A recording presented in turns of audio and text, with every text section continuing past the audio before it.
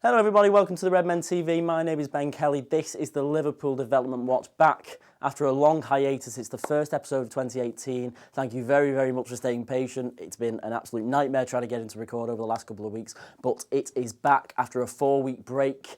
A lot has happened for the loan players, the youth teams while I've been away. I'm going to try and cover as much of it as I possibly can today. There's a lot to talk about, so we're just going to get straight into it. We're going to start with the loans. Ryan Kent had his loan deal at Freiburg terminated last week, and he is now on loan at Bristol City, where he's made his first appearance on Saturday. Just a few stats about his time at Freiburg before we move on to talking about that. He made just 6 appearances during his time out there, which clearly wasn't good enough. That's probably why Liverpool terminated. They wanted him to be having more time on the pitch than that. He had just 245 minutes of playing time, which is just isn't anywhere near enough for a player developing of that age. But after interest from Sheffield United as well, he is now in the Championship with Bristol City. High-flying Bristol City, it is worth adding. They could well be in a Capital One Cup final, or whatever you call it these days, in a Capital One Cup final in a few weeks' time if they do the relatively easy task we found of beating Manchester City, judging on yesterday's performance. There were rumours that he could have stayed and perhaps played a part in Klopp's squad in the back end of the season, but that's clearly been put to bed by the fact that he's been loaned out again. He made his first appearance on Saturday against Millwall, came on for about half an hour, did okay, and hopefully, in short, he will be getting a lot more playing time in the Championship, even though it's the second tier of English football. I think a lot of us may have preferred him to go out to a Premier League side, but again, like the Bundesliga, how much time would he realistically have got playing for somebody like, I don't know, Newcastle, Bournemouth, one of them, teams that are in relegation battles? And so we'll move on to a player who's had plenty of time on the pitch over the Christmas period, Sheyi Ojo, who, as we all know, is on loan at Fulham, had a bad injury towards the end of last year, didn't let it faze him, has got back onto the pitch and has hit form once again. He bagged a goal versus Barnes on December the 23rd and has started every league game for Fulham over the festive period. He's looking very sharp. He was rested for the cup loss versus Southampton on January 6th, but he started again at the weekend in a 1-0 away win at Middlesbrough. He was subbed off after 52 minutes. He is getting lots of time on the pitch and he is looking like a very, very good player that is going to become very useful, maybe next season, maybe the season after for Jurgen Klopp. It's just another option, and it's good to know that we've got options spread out all over Europe in terms of loanees. Another big piece of loan news is that of Ben Woodburn's potentially moving to Sunderland. It's not quite happened yet. We're not sure why. It was looking like it was all wrapped up prior to the Merseyside derby in the Cup. However, it stalled and we all thought that he might have been involved in that game. Turns out he wasn't. Chris Coleman, though, still expects Woodburn to arrive inside the next 7 days. The update on the story this week has been much like Harry Wilson, who I'll talk about later on in a own individual segment. Liverpool want Ben Woodburn to sign a contract before he actually moves out on loan. I think this is a very good move if it happens. Sunderland is a good club. It's well run. It's had its share of tough times over the last few years, but he'll be at a decent club under a manager he's familiar with, of course, also playing under Chris Coleman during his time as Wales boss. Let's see how this one develops. So after a winter break, the Bundesliga returned this weekend just gone, and Divock Origi played in a 0-0 draw at Borussia Dortmund. Divock played the full 90 in a dull affair, really. Not much to report. Didn't have the greatest of games, it looks like. I've only seen a few highlights, but he wasn't really involved very much. There wasn't really that much to get involved in. Naby Keita's had a similar rest. Now, obviously, there's a lot more to talk about when it comes to Naby Keita. He played for the first time since December 17th on Saturday against Schalke, scoring the opener 3-1 win at home. Now, obviously, there's been so much talk about the future of Naby Keita, but, ladies and gentlemen, I am proud to say that the Keita countdown is well and truly still up and running, despite some speculation. There is only 167 days until Naby Keita puts on that Liverpool shirt. We're officially in 2018, lads. We are over the hurdle of 2017. The finish line is in sight. Of course, there were rumours that Klopp wanted to bring Keita in early, wanted to bring him in now to sort of go some way to replacing Philippe Coutinho, but it appears Leipzig are still reluctant to do this as they focus on qualifying for next year's Champions League, and of course, they are filthy rich. There's no money incentive for them to take a premium and let him go now. They did tweet yesterday from the RB Leipzig English account that they are confirming that Naby Keita will stay at the club until July 2018, which sounds a lot like Jurgen Klopp saying that Philippe Coutinho will be fit for Manchester City to me. So it's never over until it's over. The saga isn't over until that transfer window shuts on February 1st. There's a long way to go between now and then, so we'll just have to keep an eye on it. Danny Murphy, though, did make hilarious an assessment over him over the winter break on the Sky Sports Premier League debate show, where he suggested that Javier Mascherano was a more creative midfielder. Come on, Danny, don't be daft.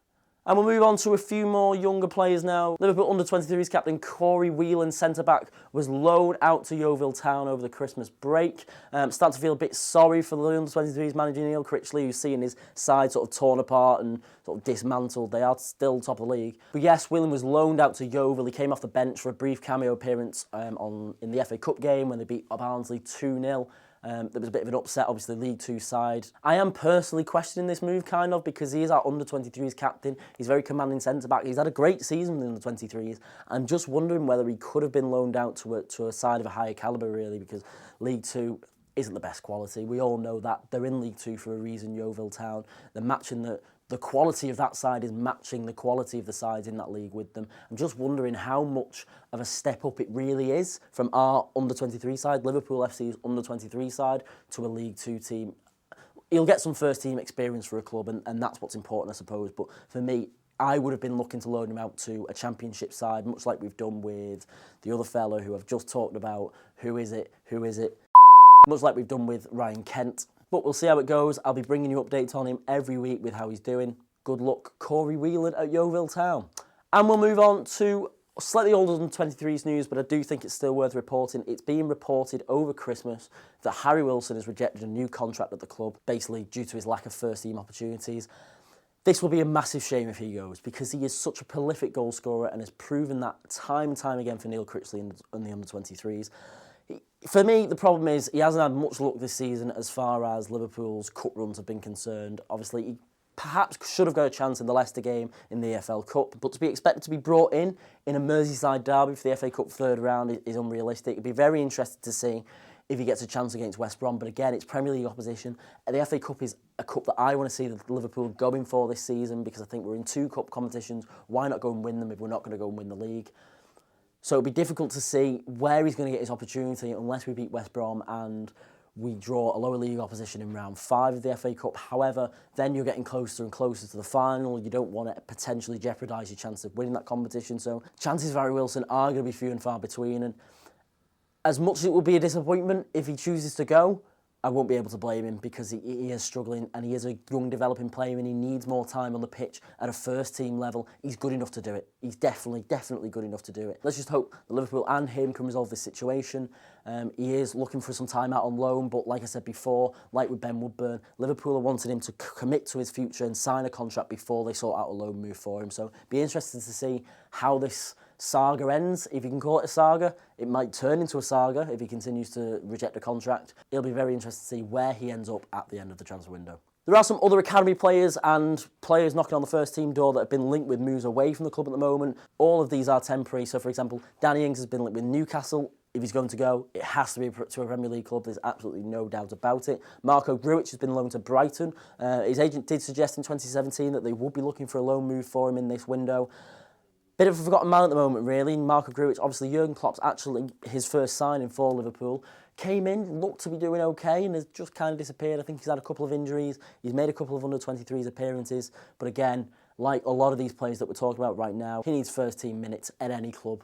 He needs to go out and be doing it and really proving to Jurgen Klopp that he can do it at a good, sufficient level. Whether that's a Championship club or a club like Brighton, who are fighting for Premier League survival, that's what I prefer. I think he would thrive in that Brighton side. And, he's a man mountain, Marco Grujic, there's no doubt about it. And I think that if you can put him in a side like Brighton, who need a bit more battle, you watch the West Ham game at the weekend where they seem to be lacking a little bit of strength in the middle of the park. Maybe Marco Grujic is the man who can provide that for them.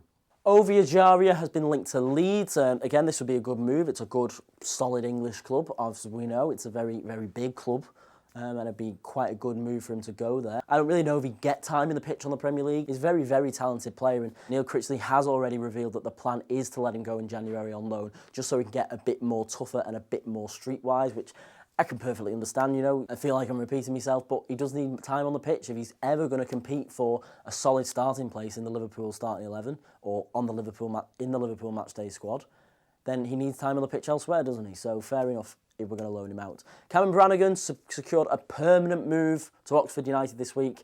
I've never really rated him, to be honest. I think this is probably the right move for him. I don't mean to be harsh, but I just don't think he's good enough. I think if he was good enough, he'd have been banging on the door of the first team a lot more by now. So hopefully he manages to kickstart his career with Oxford.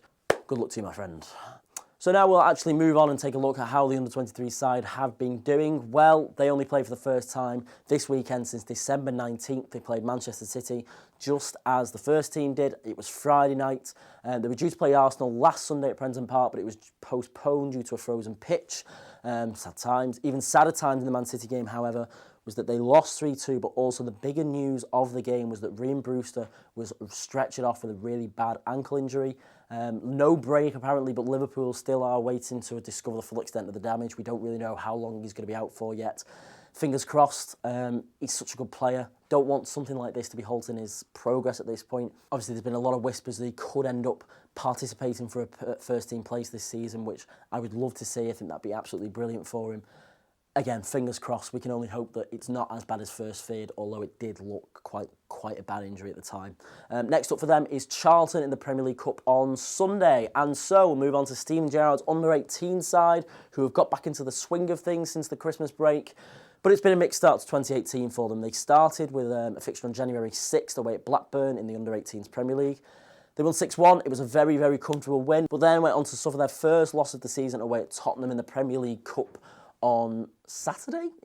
It was over the weekend. They lost 4-0, I think it was Saturday. They lost 4-0 in a pretty crushing loss in the quarterfinals. Their next game is against Arsenal in the FA Youth Cup this coming Saturday, which is Saturday at Anfield if you want to get yourselves down there. They're opening the Cop End. It's a good opportunity to see some youth players and to see the raw attacking power that Steven Gerrard's under-18s have. I tell you what, if anything's guaranteed in that game, it's goals. Tickets are really cheap. £3 for adults, £2 for children, and absolutely free if you have a season ticket or one of these things, which is a Liverpool FC members card like myself. I'll be going down.